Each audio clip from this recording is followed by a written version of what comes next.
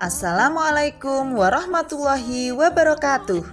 Saya Ulfa Fauziah, calon guru penggerak angkatan 8 dari SD Negeri Kumesu 2, Kabupaten Batang. Beliau berdua adalah fasilitator saya, Bapak Igede Kertayasa, dan Bapak pengajar praktek saya, yaitu Bapak Edi Harsono. Video ini berisi tentang koneksi antar materi modul 1.4 Budaya Positif. Berikut merupakan kesimpulan mengenai peran saya dalam menciptakan budaya positif di sekolah. Seorang guru yang baik harus memiliki kemampuan dalam mewujudkan budaya positif di sekolah. Budaya positif tersebut dapat dijalankan dengan menerapkan konsep-konsep inti seperti disiplin positif, memahami motivasi perilaku manusia yang berkaitan dengan hukuman dan penghargaan, posisi kontrol seorang guru, pembuatan keyakinan sekolah atau kelas, dan penerapan segitiga restitusi dalam penyelesaian. Yang pertama adalah disiplin positif. Disiplin positif merupakan cara penerapan disiplin yang mengajarkan anak bertanggung jawab dan menumbuhkan kesadaran diri berdasarkan nilai-nilai kebajikan.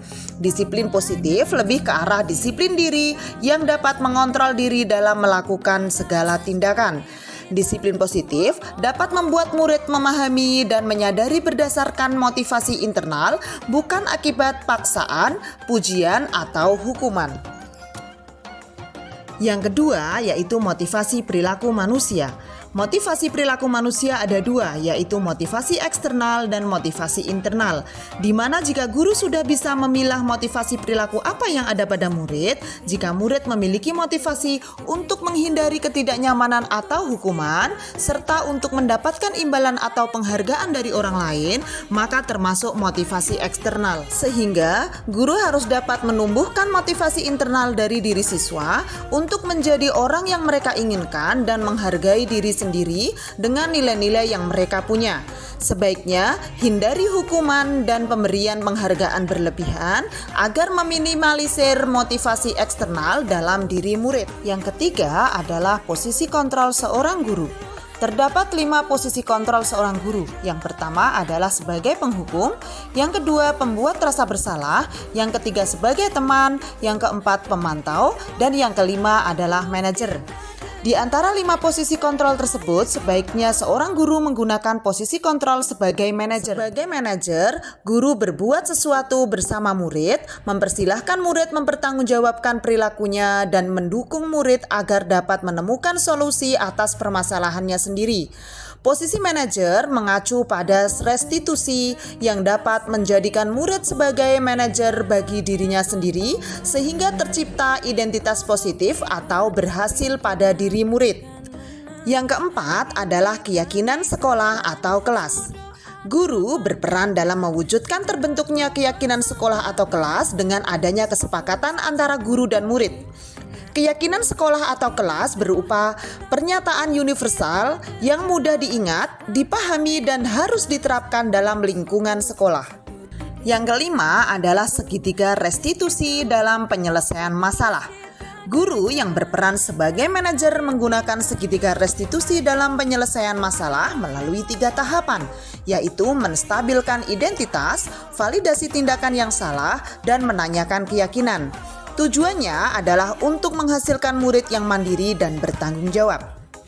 Keterkaitan budaya positif dengan 3 materi sebelumnya, yaitu dengan menjalankan budaya positif di sekolah, maka akan mempermudah dalam tercapainya tujuan pendidikan nasional sesuai dengan filosofi Ki Hajar Dewantara, yaitu pendidikan yang berpihak pada murid dan bersifat menuntun tumbuh atau hidupnya kekuatan kodrat yang ada pada murid.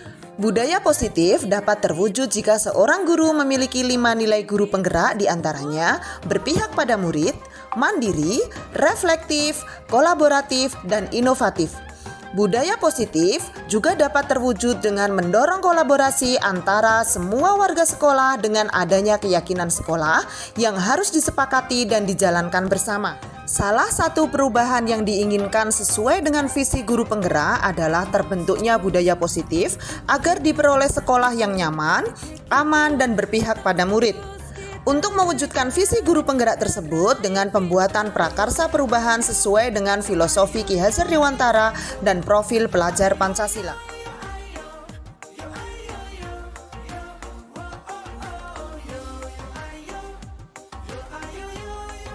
Saya sudah memahami konsep-konsep inti dalam modul budaya positif yang berkaitan dengan disiplin positif, teori kontrol, teori motivasi, hukuman dan penghargaan, posisi kontrol guru, kebutuhan dasar manusia, keyakinan kelas, dan segitiga restitusi.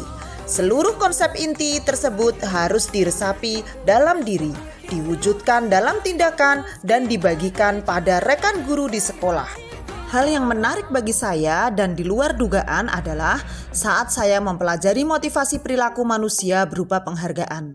Ternyata penghargaan dapat berdampak kurang baik bagi murid, diantaranya dapat merusak hubungan, mengurangi ketepatan, menurunkan kualitas, mematikan kreativitas, dan bersifat penghukum.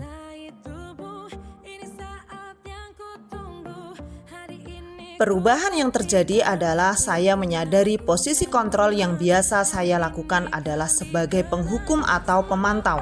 Seharusnya sebagai manajer dengan cara menangani masalah dengan menggunakan segitiga restitusi.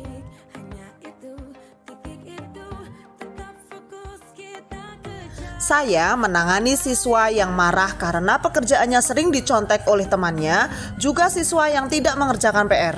Saya menggunakan langkah-langkah dalam segitiga restitusi, yaitu menstabilkan identitas, validasi tindakan yang salah, dan menanyakan keyakinan.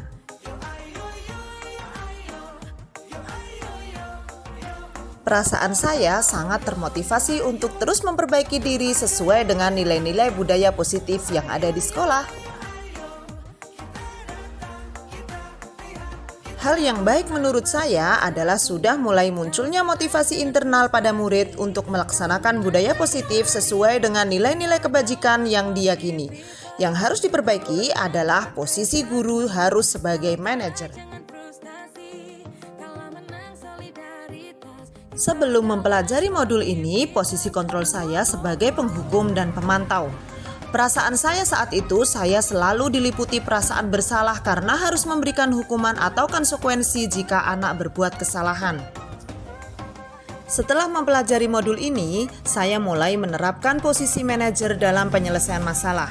Perasaan saya menjadi sangat tenang dan saya mulai menyadari pentingnya komunikasi yang efektif untuk menumbuhkan rasa tanggung jawab pada diri murid.